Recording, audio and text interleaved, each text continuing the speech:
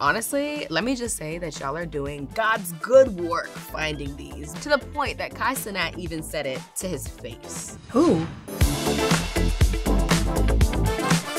Welcome to Cocoa Kiki, where we get skin deep when it comes to culture and everything in between. My name is Kayleen. And I'm Kayla, your resident cocoa butter enthusiast. Yes! I love that. Thanks, girl. And we are back at it again with episode 2. So welcome back. It's already summer, which is crazy. So vacation vibes, summer bodies, loading. You know. Period. So let's just start off strong with Black excellence. Love that. So the BET Awards, they're happening. Literally like tomorrow at this point. Yeah. And you know what? Taraji is returning as a host. I love that for her. For the 3rd time. Wow, that's really good. She came not once, twice, but thrice. And she's probably going to give the same energy she's been giving, which is why they have her as a host again. Yeah. Exactly. And on top of that, during the BET Awards, The Color Purple, which she's in, she starred in, y'all. She starred in, is being nominated for... What is it? Probably everything. For everything. Like, I know they have like a category, like a person that's not. Yeah. It's like best movie. Rightfully so, though. Yeah, best movie, best actor, best actress, and all her co-stars are also being nominated. Yes, and I really hope they win. Like yeah. Well deserved. I wouldn't say I'm not a fan of musicals, but I like them, but I fall asleep sometimes. Like, and I was awake for the whole movie. Yeah, I'm happy that they're being recognized. Hopefully, winning as well. Like. For what they deserve. Yeah, it was a great remake. I know some people have some other opinions about it and feelings about it, but I think it was great. I think that like the choreography really had me stuck. Right, and the cast, the lineup of the cast itself was nuts. Phenomenal. Was nuts. Yeah. So Coleman Domingo, did his big one. Like they know him by face, but they are just like when you say the name, like who's you're that? Like who's that? But now you see, there's respect on his name for his style because we all know how he comes and shows out. He slays. Period. Yeah, I agree. This red carpet for the BET Awards, he's gonna give.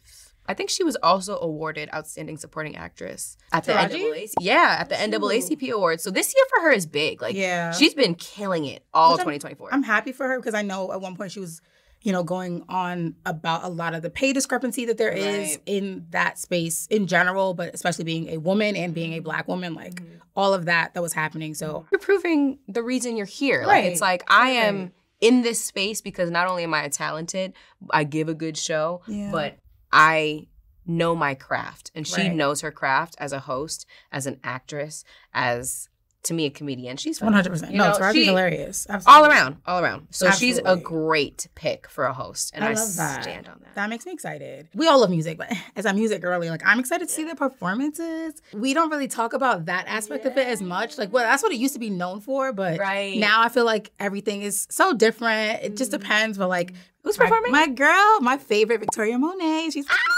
she is. I stan Victoria Monet. It's also her year too. It is her year. And you know why? Aspect of the word. But you want to know why though? Because all of us, all the Black girls stood behind her. We said, it's time. Yeah. Ariana, we love you, but like, give this girl. Move out the way. It's time. Victoria needs her moment to shine. Hands down one of my favorite artists right now. I know like Lotto's performing, Gorilla, Money Long, who's also another one that this is like her year. Yeah. People don't realize that that's Priscilla Renee. She started out doing more country, then went into R&B, and she rebranded herself as Money Long. They just put out the remix with Mariah Carey's on her song. Nobody knows me like you do. Yeah. Mariah Carey's on the remix. Like, will Mariah Carey be at the awards? We don't know. Because, girl, if you're going to perform, like, I love that. She's probably at, like, in Vegas on her residency, but, like, maybe she'll take a break. I mean, but why wouldn't she? Like, she should show up to the BET I Awards. would love that. Like, we miss her. Everybody should be there. Miss her. Yeah. Everyone should be there. I don't know what it is about the award shows that, like, has changed. I do miss, like, the older celebrities and the people that we grew up on coming the way that they used to really, like, show out at those shows. Like, I would love for Mariah to pop out. No, it would be great if she popped out. And you know what? She should be there to support Usher, who's receiving his Lifetime Achievement Award. Which is so crazy. This is one of the moments where we're going to see Usher receive that award. And I think that, like, BET, NAACP, they do a great job at giving those awards to the heavy hitters, the 100%. Ones that we know for giving us hit after hit after hit. Yeah. #1 billboards, nonstop for years. You said it's a full circle moment. It's nice for them to be able to, like, come back into those spaces and be like, oh, wow, like, thank you guys for honoring me. I don't think we recognize how many shows were created, like, just for us to have that, like, safe space to be represented and be held highly in these like high regards because we deserve it. Yeah. And like nobody else is going to create the space for us. So like, we did. Exactly. Like the BET Awards is like, I think one of the most like more well-known because to us, like we're like we like, know Gen it. X, Y or whatever the thingy is. I feel like I know, obviously, like Soul Train Awards, that's like my parents' generation. Right. And that was from like 1987. Exactly. And that's not even the oldest one. No. Which is so interesting because we have the Soul Train Awards, we have the NAACP Awards, we have the BET Awards, but like... It's weird though because like NAACP, like how you mentioned, like that was from 1967. These are still the awards that are still being given out today. They're not necessarily promoted and held in the same regard they used to be, I think, or how much it used to matter to people to going, receiving the awards. Like those are the things that I think are missed in today's day and age. Like you said, NAACP, Soul Train Awards, even like the Source Awards, because they started from, the magazine, and that was like in 1994 when the Source Awards became like a full-fledged thing. And even though it was a little bit more hip-hop focused, I think each award kind of had a space that they covered. Like Soul Train Award covered like soul, R&B. Source Awards for like hip-hop. NAACP covered all things under everything. The Black umbrella. All Black excellence. Yeah. One thing that we do when it's Black History Month, we talk about the inventions, of course. We talk about like the traffic lights, the mailbox, but we don't talk about the fact that we founded these award shows to create those spaces. They are there to carry the history. So every year we are saying these were, the people who really showed out this year, who deserve their flowers this year. Right. And it needs to keep going because we've had so many iconic moments in the award shows itself. Right. And having them in those spaces, like if we didn't have these award shows, how would we have these iconic moments? Right. I need to hear these moments. These moments. No, because what are the iconic moments? What are the iconic moments that you remember? Because I remember... Like Beyonce, mind you, I was like, what? I was maybe like 11. She, obviously they broke up, Destiny's Child. She said, I'm going solo in 2003 of the BET Awards, and she did Crazy in Love. That's where she first performed. She had her solo debut. And body was tea. She looked so good. I remember, and I think that we all remember this, Source Awards with Suge Knight getting on stage and giving his, speech about, basically telling everybody that they should come to Death Row if they want to be properly, like, taken care of on their record label. Obviously, the East Coast, West Coast. That was a thing. Heavy back then. Heavy. All of that happened, though, and I think that events kept happening, which led to the Source Awards actually being canceled for, like, 17 years. Like, it just came back in, like, 2022. That was the one that I remember. We need all the celebs to keep coming back to these shows like the BET Awards, and that's the only way we're going to keep having these moments. So then in 20 years, there'll be two people sitting here talking about the next moment. The next moment. You gotta keep it going. Exactly. My only thing is, as much as I love the BET Awards, right? As a viewer, because again, the BET Awards is known as like culture's biggest night. We all go there, we know what to expect, and it's a time to shine for us. What I notice is not all celebs go to the BET Awards or NAACP or Soul Train Awards. It seems to me, and again, don't hate me, the celebs make it seem like it's an optional award show compared to the Oscars, the Emmys, the Grammys, the Tonys. I see them, bringing out the gowns, like doing red carpet, sitting side by side with their loved one, their significant other, making sure everybody's there at these award shows. But when it comes to the Black award shows, I just don't think that they're holding it to the same standard as they are with the other award shows, which I think is so interesting and a little weird.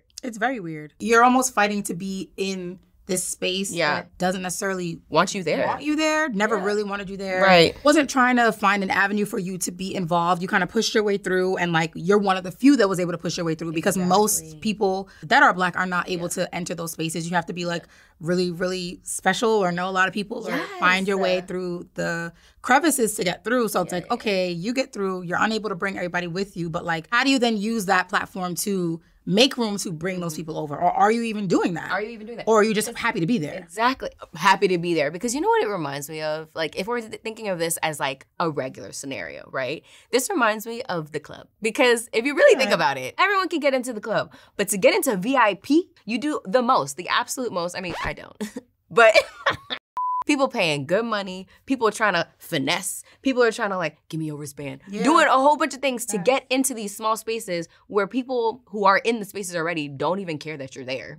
If anything, they're looking to make sure that you're not, you know, stealing that award or you're not taking my drinks, my bottle. So it's like, we're sitting here trying to get into these spaces and then we get into the spaces and then we're not even happy to be in these spaces because we don't feel welcomed. You're not happy, you don't feel welcome, or you choose to go like the alternative route and just like do something wild that doesn't make any sense to me. Like, and this is something that I stand on. I do not understand it. And like, okay, don't be mad at me either, but I'm going to say it. So like the whole Will Smith and Chris Rock situation. Like, okay, I'm sure that Will Smith did come to a lot of the BET Awards back then, like every other person that we're talking about. A lot of the celebs used to come, to your point. It is an optional experience for them now, right? Yeah. But you get up, you're happy to be there. We're happy to see you there because like this is awesome for us as well because like I said, it's very few that get in. You get there, and then what do you decide to do? You decide to take this one moment that you could be recognized for anything else that you do in the culture, being a good father, what you've contributed to the culture, what you're doing for society and things of that nature, and like you slap this man. Like, why is that what we chose to do? Because then my whole point of that is you get in the room, the only thing that you're now known for after getting in this room is that. Right. They don't want to talk about any of the accolades that you have that you've accumulated over this incredible career that these you have. Generations. Yeah, you just want to talk about this incident with Chris Rock, another black man at that you're now into it with. Like Chris Rock's script. All of these big award shows, they have a script the same way that any show has a script. That moment was implemented in there. However, Will decided to react was just the repercussions of that being in there, and they knew that. The way that I see it is when we are in these spaces. In a Black award show, we're not here to set you up.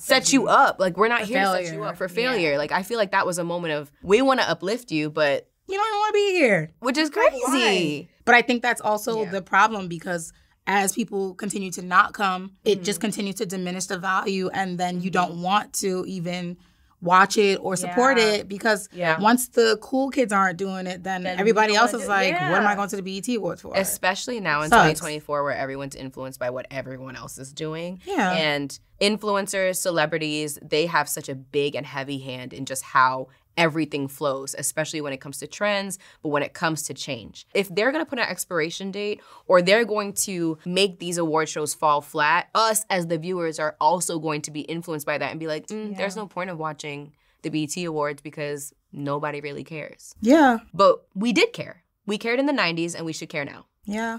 The A-listers are like, We don't see them showing out to a lot of the other award shows the way that they could do the way they could, exactly. And we would just love for that to be a thing. There's room for every award show. You got time, and if you don't got time, make time. Speaking of being influenced, I'm constantly influenced by the red carpet.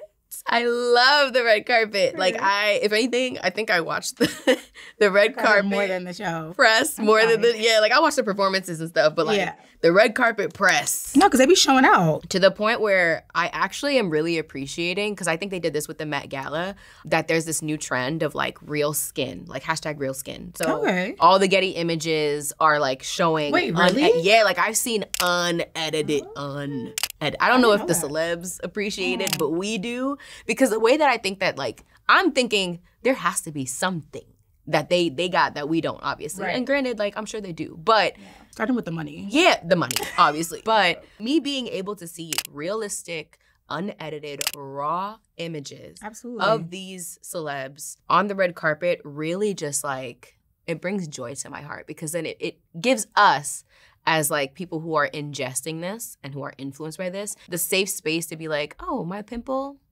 it's just a pimple. Right. You know what I mean? We all have our insecurities, but this being like, I love this trend. Like, I love it because I think it's very important that we show real bodies, we show real skin, and we show just our authentic selves in 100%. General. Yeah. No, I agree. Especially like myself, like I'm a little thicker and I feel like we all know how body dysmorphia works, but also we know as the culture, especially in our culture, being somebody who was thicker when it wasn't really like looked at or Western beauty ideals was off. In positions where they have to wear like trench coats, like Kelly Price, they made her wear trench coats like half of her career just because they were like, "What? You're so big." Yeah, when she first came out, they were like, "You're so big." If you look back at a lot of her music videos, she has on like these huge suits, and it's just like, oh wow, you know. Oh, you know what? Missy Elliott, too. Yeah, but they were insanely talented, and it just sucked that, like, that's the only thing that was available if you were a thicker woman. So to your point, seeing a lot of people that are able to be on red carpets that are thicker, that, you know, have more voluptuous bodies being appreciated, you know, in a way that's like, wow,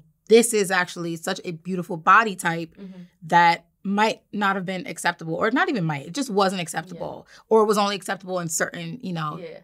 Honestly, I think the U.S. is just behind, because if you really think about it, in other cultures, like when you are thicker, it's actually preferred that you are thicker because of what it represents. Like you being thicker, a thicker woman, means that in terms of fertility, you're thriving. Your beauty, thriving. And you're just more attractive. So, baby, in other countries, in other countries, you're killing it. Okay, because I saw on TikTok, it was something, like there was a Samoan woman who was actually like talking about that, just going through a lot of things of her culture. And she had mentioned that like a lot of the scaling of how they view things are based on like your thickness. And I was like, okay, period. That's like, a beautiful thing. Yeah, because that's not talked about here, and it's not a thing. It's the opposite. But yeah, no, to your point though, the Western beauty, that definitely like shifted a lot of our minds and almost like warped it a little bit. It's twisted. How like we view things. Yeah, because remember, it sucks. And it's crazy because if you look back, like way, way, way back, right? Do you remember Sarah Bartman? Yeah, I do. Again, the opposite of our culture, U.S., Western culture, is to be skinny. So when you see someone super thick, like Sarah, you're seen as like a freak show. Like it's like, why do you have such big hips? Why do you have such big ass? And it's like, you guys are not used to this. You have never seen it before, but it is not new to Black culture. They like that though. A lot of people that are not of Black culture, like, it's like they love it down inside, like and that's why she was put on display. There's a lot of people of other cultures that love that body type. They won't say it publicly. And the thing is, it's showing out now. It's like you're showing your true colors now in 2024, because if you think about it, back then, remember, it was like, oh my gosh, Becky, look at her butt. It's just so big. And it was a bad thing. It was negative. If you were shapely, it was something that nobody wanted. I mean, it just wasn't acceptable in society. It just wasn't acceptable in society at one point. And now we're getting BBL. Well, we are not getting BBLs. Well, some people are. But like, Drizzy is.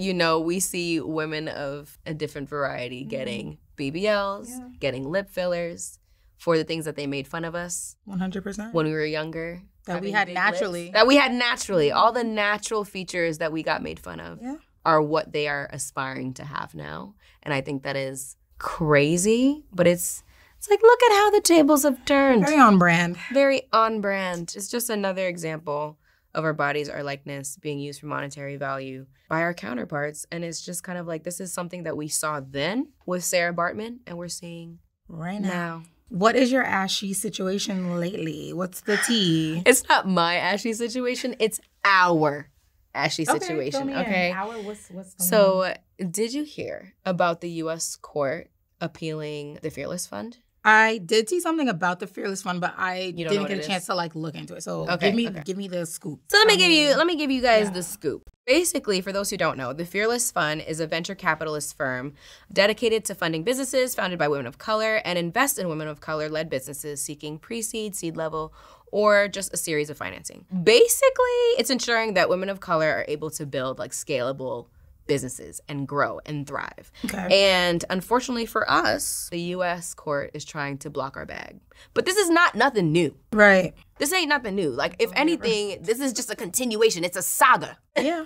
But it's so ashy because it's like, for what? Like, what did we do to you? Besides exist. Mind you, this isn't Atlanta. This is in one state. This is not even like... It's just Atlanta? It's basically like the Fearless Fund. Where most Black people are? Like, what? Right. How is this hurting you? So, according to CNBC, Black women make up less than 10% of the U.S. population, but we've emerged as the fastest growing group of entrepreneurs. For that to be a statistic, okay, of us really doing big, right, and then for the government to say, we're going to shut it down, is crazy. Yeah, because we're a threat. But why would they ever want us to win? It's just another win for the conservatives. Again.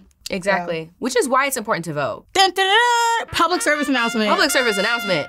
Go vote. It's these type of instances where those changes matter. 100%. Because had we had the proper people in the U.S. court, we would not be dealing with this. But on top of that, it also reminds me of when the Supreme Court last June, literally a year ago from today, tried to play with affirmative action where they tried to ban it for colleges. Where we can go down the list of the things. There's so many things. We won't. No, and there's another thing with an A that they messed with that we won't talk about. So the Supreme Court tried to limit the use of race in college admissions. So basically making it harder for us to be in these prestigious schools where we belong. And I'm like, who is it hurting? Because if anything, the same way that we literally lead all the waves, like the trendsetters. We are the trendsetters. If you let us get our education, if you let us get our businesses, do you know how well we would be thriving? Of course, but do you know what's even crazier about that situation, and I'm gonna leave it alone, is that the person that voted for them to remove it, that's the only reason that he was able to get his degree in the schools that he went to and be able to move forward in everything that he did. Wait, what? Clarence. What? The judge, the black judge. Yeah. Who passed that bill as well. Yeah. He got into all the schools that he did because of affirmative action. Yes, he has a Caucasian wife and a lot of things going on, but that was a big part of why everybody was so upset, was because he was one of the passing members on that Supreme Court that ruled okay for that to no longer be in act. Yes, that was the part that was pissing everybody off. They're like, bro, the only reason that you even have this power is because make this decision that existed. Yeah. He doesn't deserve the spotlight, but at the end of the day, go vote. Yes. Done. This was a little too deep, so let's go. Yeah. Let's bring it back. What was your ashy situation? This is a PSA for Lee Daniels. I speak for everybody right now when I say this. My ashy situation is this. Please bring back Star. Yes. I need Star back on a TV. Please, I bring me. No. Okay. Whose love is the tightest, whose kiss is the nicest. Okay, girl. Okay. Sorry. Okay.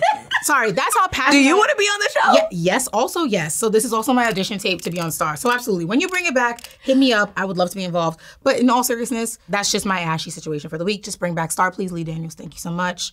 Signing off. No, there are a couple of shows that they need to bring back. Of course. For the last and final part of our favorite show, and hopefully your favorite show, Celebs written in the same font. BET nominees. Okay. You go first. Okay, so they're both nominees, and once again, my fave, Victoria Monet. Okay. And Megan Thee Stallion. I know. It's not like it's my not. line. Okay, no, because it's not like a thing, but it's a thing. The nose and the facial structure. Here's my thing. When people get rich, they can do things. So maybe they did the same. Shape-shift. Maybe they shape-shifted in the same way. Maybe they did, darling. Maybe. Don't know. But let it go. Let it go. I will say another honoree for Best Group. JT from the City Girls. So she did a collab with De'Ara, who's like a YouTube sensation. Yeah, I remember her. They are written in the same font. They're twins. It's the vibe. Same font. The vibe. Like the vibe is very like the longs, the nails down to the lashes. Yeah. I don't know if I'm like sold on this one, but somebody had said Money Long, and she's nominated for Best Female Pop Artist, period, as she should. And Flo Milli. I don't necessarily see You know what? Their eyes are a little similar. Somebody said this in the comments. I don't believe it, though. I don't believe it either. They are literally long-lost siblings at this point. But Doja Cat, who is being nominated for Best Pop Artist, looks like... There's not one, but there's two. FKA Twigs and Tinashe. I get it. There's no argument. There is none. They are all written in the same font. Yeah. Granted, FKA Twigs, she is written in, like, Gothic marker. Definitely something. She's written in, like, Gothic marker or something, but like... Her and Doja for me are like twins, and like to me, like Tinashe is like maybe like a stepsister or a step cousin. You know what? I think FKA Twigs and Tinashe look more alike than, to me. Doja. That's fair. So like this one I saw on Twitter, I'm sure it was like, being spread around or whatever. It was a picture of Ice Spice in high school. I saw that picture. Okay. Lauren London was like, panned right now. Yeah. You know what? Her now. No. 0%. In that picture, I was shocked. I was like, okay. I will say that it was like different. Lauren London in the chin, but Ella May in the eyes. Okay, I can understand that. Yeah. Okay. This is another one that they said in the comments from like the last time. Okay. So, but they said this one was same font, different color. Okay. And he is nominated. They said Ty Dolla $ign and Fiona Apple. I can't deny it's the eyes. It's like if she's face front though, like you could see if you like hide his hairline and her hairline and you're just looking at the core of their faces, like I could understand. Is it giving like cousins or is it giving like siblings? Cousins. Definitely cousins. Same font, blood relatives. Yeah, sure. Exactly. honestly, let me just say that y'all are doing God's good work finding these, because to the point that Kai Cenat even said it to his face. Offset. Okay. I'm and scared. KD. I'm dead. I'm dead, but you're not okay. But he's not. No. Wait, but he said it to Offset. What did Offset say? Offset was dying laughing. Okay. Like, you can't deny it. Yeah. Like there's it's nothing there. you can say. It's there. It's like, there. Same font. Nah, that's a good one. Same font, different career. Yeah, people probably think that they're cousins. I mean, they could be. Yeah. At this point, we're all cousins. Cousins! Hey, cousins! Hey, cousins out there. Love y'all.